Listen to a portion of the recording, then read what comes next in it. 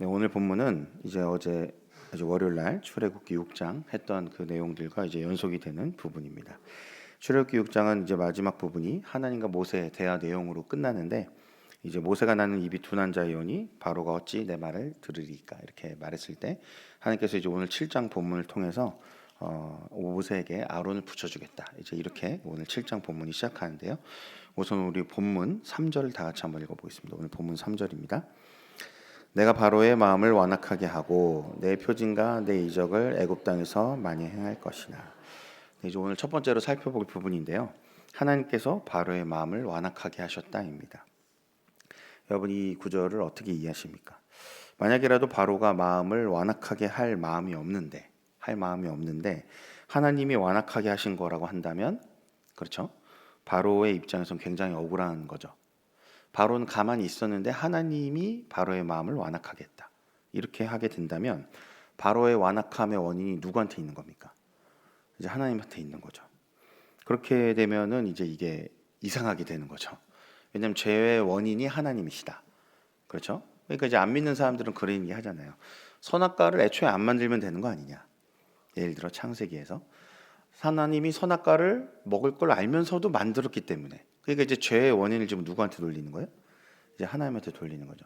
그러니까 이제 그런 생각이 사실은 우리가 이제 성경을 읽으면서 그런 궁금증이 들 수는 있지만 그렇게 하고 넘어가면 이제 하나님을 죄의 원인으로 이제 돌리게 되는 거죠. 그렇게 되면 사실은 이제 그때부터 이미 하나님이 말씀하신 이런 것들하고 전혀 다른 길로 이제 가게 되는 거잖아요.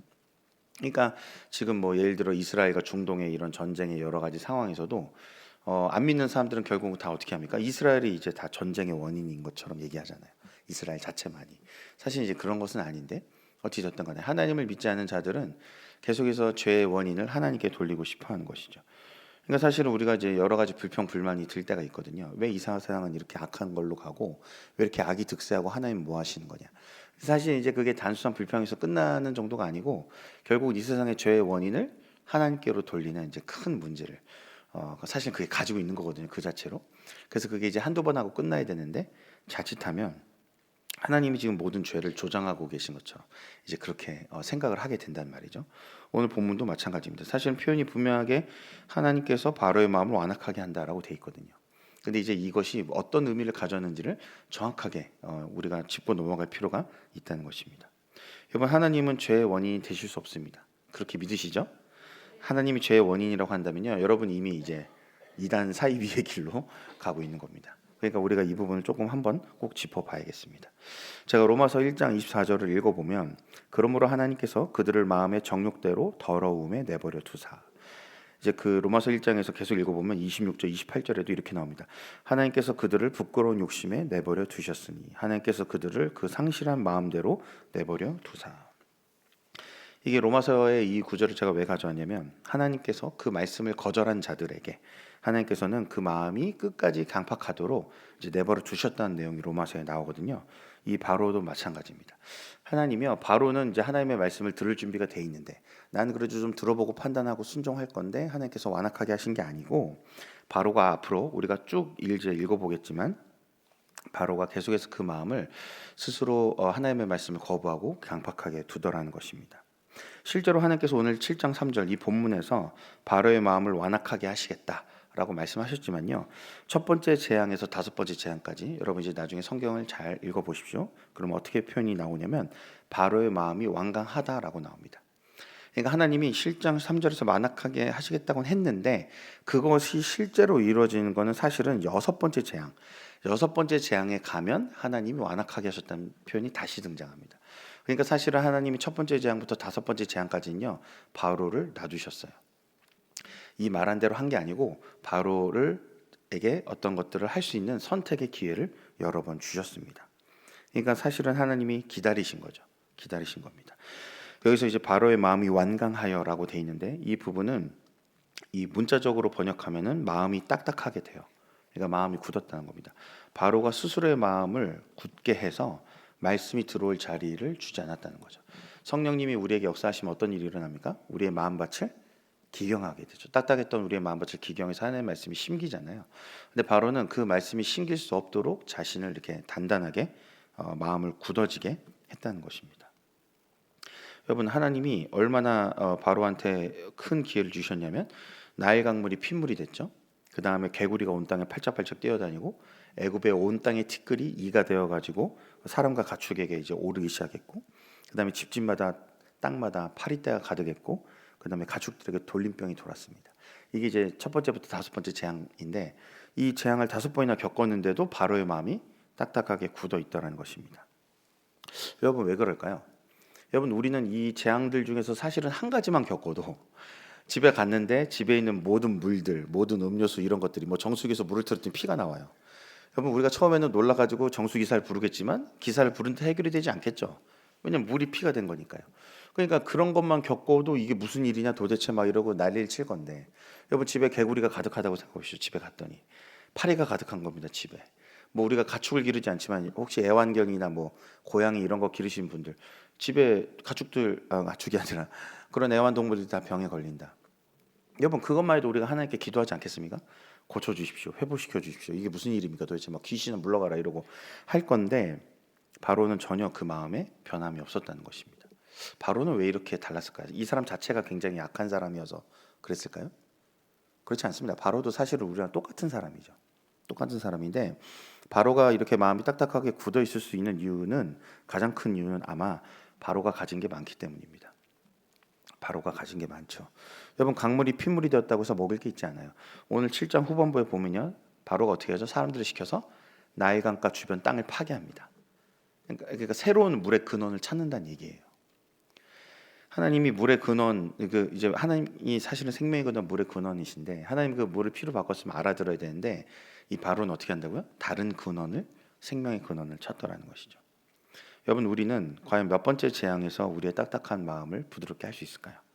재물의 문제, 자식의 문제, 건강의 문제, 관계의 문제, 권력의 문제, 명예의 문제, 체면 뭐 여러 가지. 여러분 우리가 가지고 있는 수많은 문제들 중에서 과연 몇 번째에서 가장 중요하지 않은 문제부터 시작해서 이제 바로도 시작했습니다. 이제 첫 번째 재앙을 이제 앞으로 우리가 쭉 읽겠지만 이제 장자가 죽는 데까지 갈 겁니다. 그렇게 되니까 일시적으로 내보내잖아요. 일시적으로 이스라엘 백성을 내보내는데 그리고 나서도 또 쫓아오거든요. 여러분 가장 중요하지 않은 문제에서부터 가장 중요한 문제까지를 해도 돌아오지 않는 사람이 있을 수 있더라는 것입니다.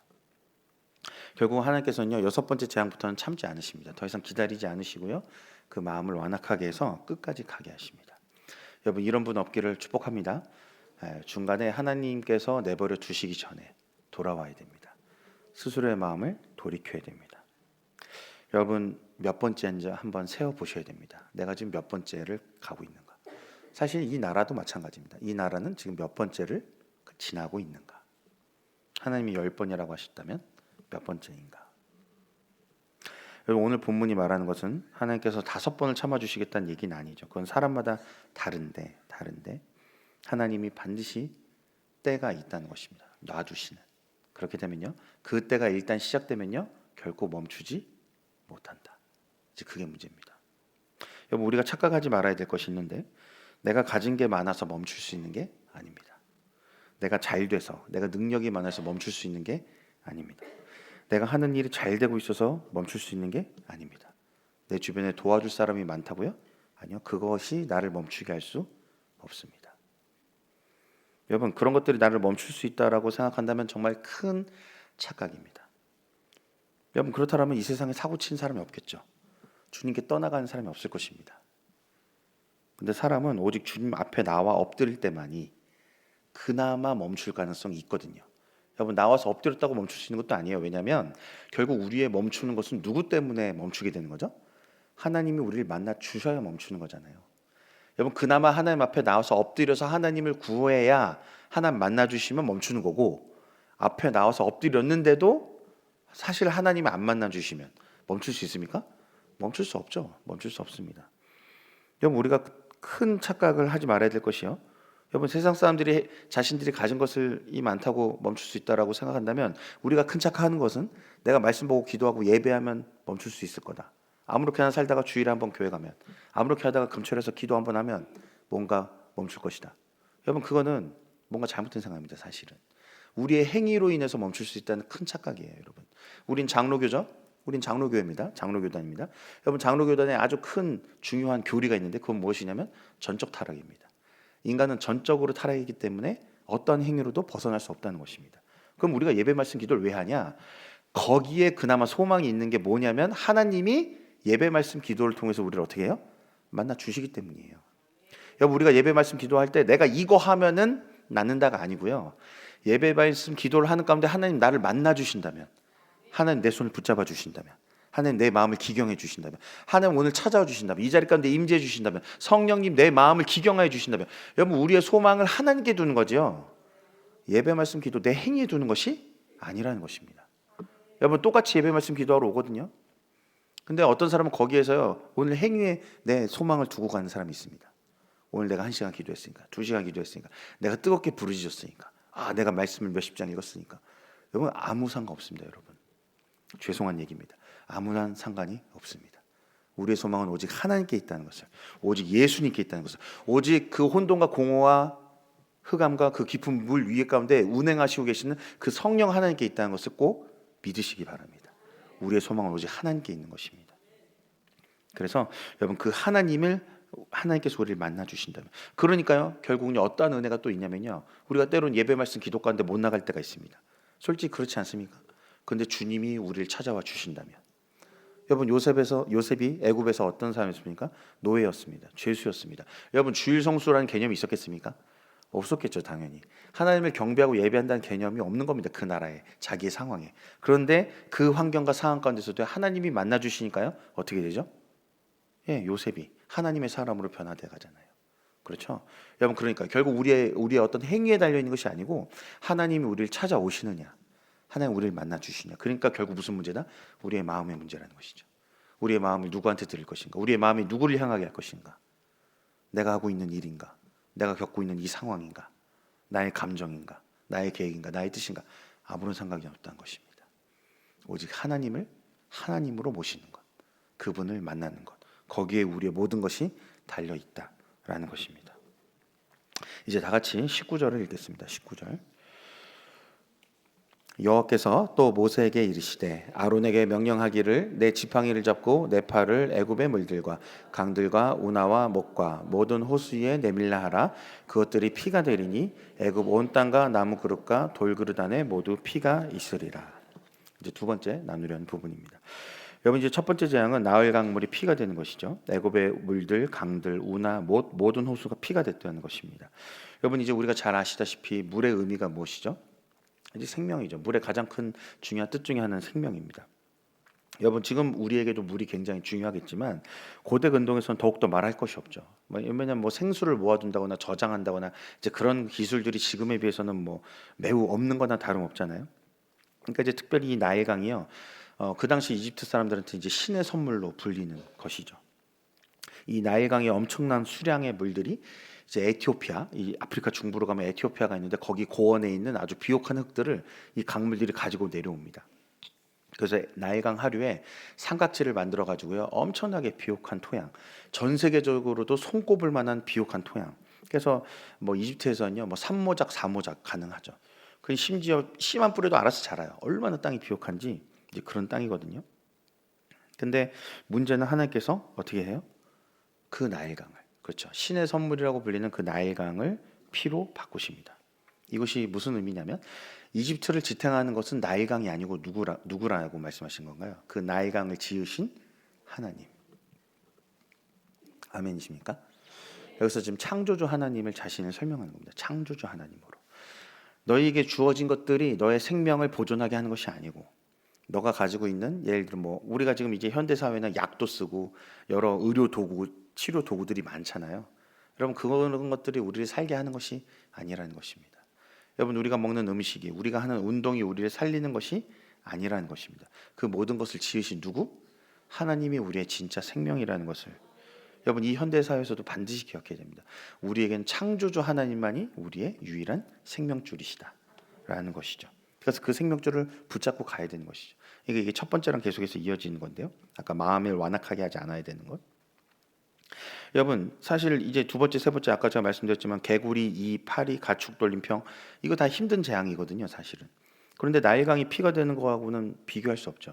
여러분 그것들은 뭐 쫓아내고 살고, 여러분 제가 태국에 살 때 찡쪼라고 하는 요만한 이제 도마뱀이 있거든요. 여러분 이게 어디에도 있어요. 이 찡쪼를 막을 수 있는 곳은 태국에 없습니다. 왕궁에서도 이게 같이 사는 거예요. 여러분 아무리 뭐 이게 막 이제 물론 벽에 붙어 있는 것만 보고도 기겁하는 사람도 있겠지만, 그게 이제 같이 저는 괜찮았거든요. 근데 이제 가끔씩 이제 조금 놀라는 게, 자고 있는데 얘가 이제 이렇게 천장을 거꾸로 가다가 이렇게 뚝 떨어질 때가 있어요. 근데 그게 이제 내 옆으로 떨어져야 되는데 내 얼굴로 떨어진다거나, 그럼 이제 막 이제 깜짝 놀라는 거죠. 난리가 나는 겁니다. 왜냐면 이게 쨍쪼가 요만한데 약해가지고 이게 좀만 해도 금방 죽거든요. 근데 근데 대신 얘를 또 쫓아내면 안 되는 게 뭐냐면, 얘가 뭘 먹고 사냐면 방에 있는 그 벌레들을 먹고 살아요. 사실 얘가 있어야 또 이제 벌레가 없거든요. 근데 이제 이게 떨어지면 막 난리가 나고, 이제 가끔씩 여자 방에서 막 새벽에 막 소리가 와 이렇게 나는 거 보면 대부분은 다 그거예요. 이제 찡쪼죠. 뭐 물론 전갈이 들어올 때도 있고, 이제 뭐 뱀도 이렇게 조그만 거 들어올 때도 있고 여러 가지 있지만, 그래도 대부분 이제 찡쪼의 문제거든요. 제가 뭔 얘기하면서 이거 하는 거냐면, 여러분 파리든 뭐 이든 뭐 개구리든 여러분 같이 살고자 하면요, 같이 살 수 있어요. 솔직히 말하면 어떡합니까? 그거 계속 치워도 들어오는데 뭐 나중에 내가 적응되겠죠. 뭐 언젠가 내가 개구리를 구워 먹고 있을지 몰라요. 그런 거 아닙니까, 인간이라는 게? 근데요, 물의 문제는 다르잖아요. 여러분 물이 피가 되면요 답이 없는 겁니다. 그렇죠? 이걸 어떻게 바꿉니까 도대체? 물이 피가 되어 버리는데.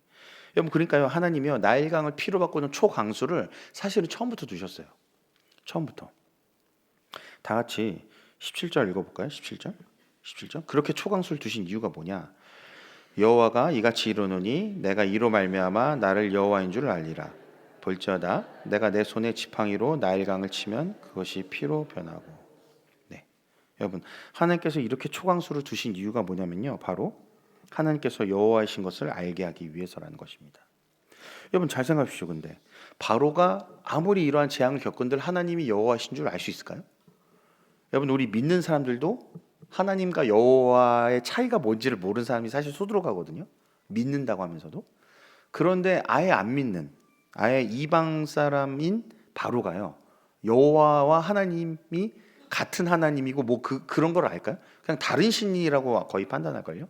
여러분 바로가 이 10가지 재앙을 겪으면서 하나님에 대해서 어떤 생각을 할까요? 무서운 신, 뭐 이집트의 신들보다 센 신, 뭐 심판하는 신, 뭐 이 정도 개념이지, 무슨 뭐 구원자가 되고 뭐가 되고 뭐 여호와시고 뭐 그런 거 전혀 모를 거 아닙니까? 솔직히 말하면.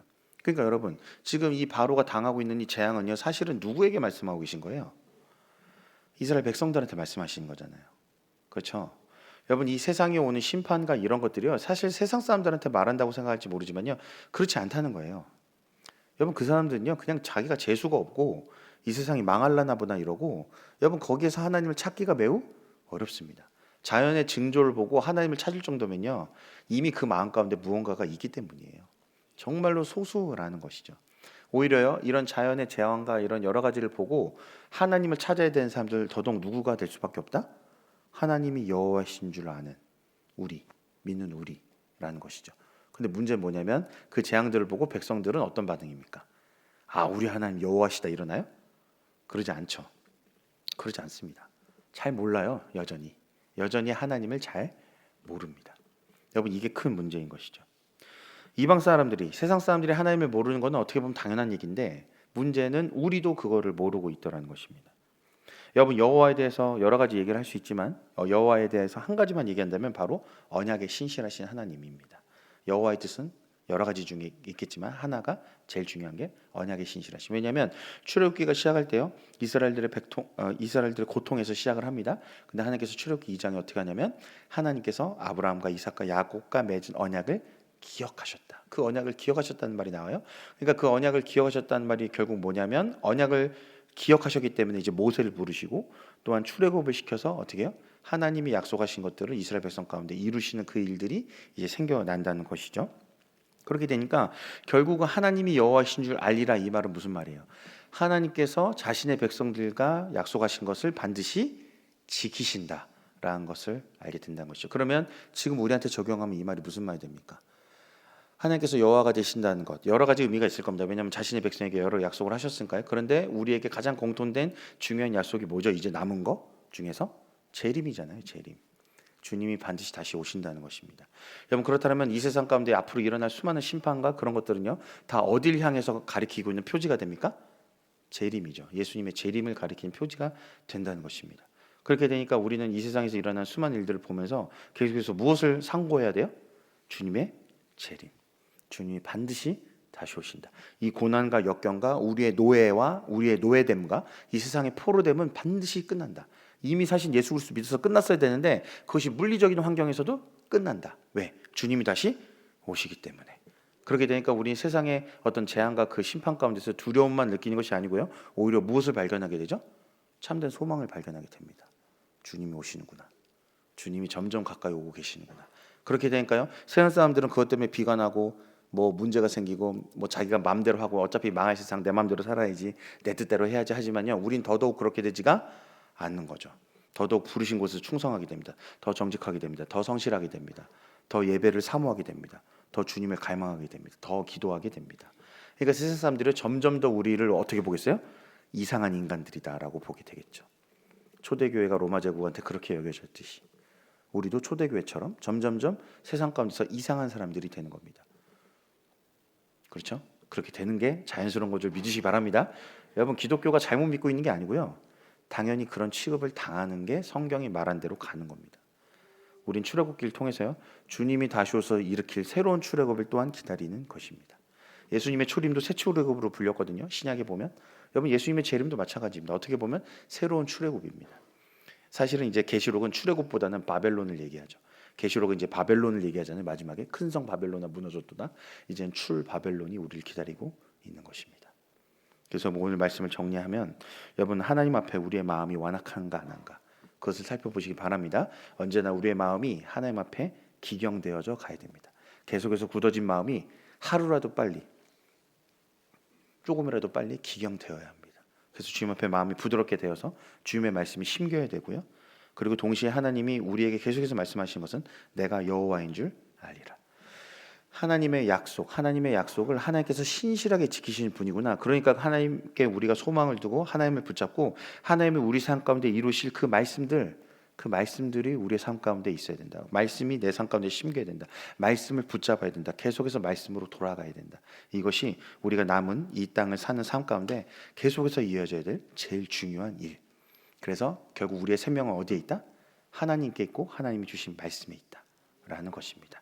그것이 계속해서 우리의 평생 가운데 확증되어지고 분명해지고 그 말씀이 더욱더 풍성하게 되시기를 예수님의 이름으로 기도합니다. 아멘. 제가 바로 잠깐 기도하겠습니다.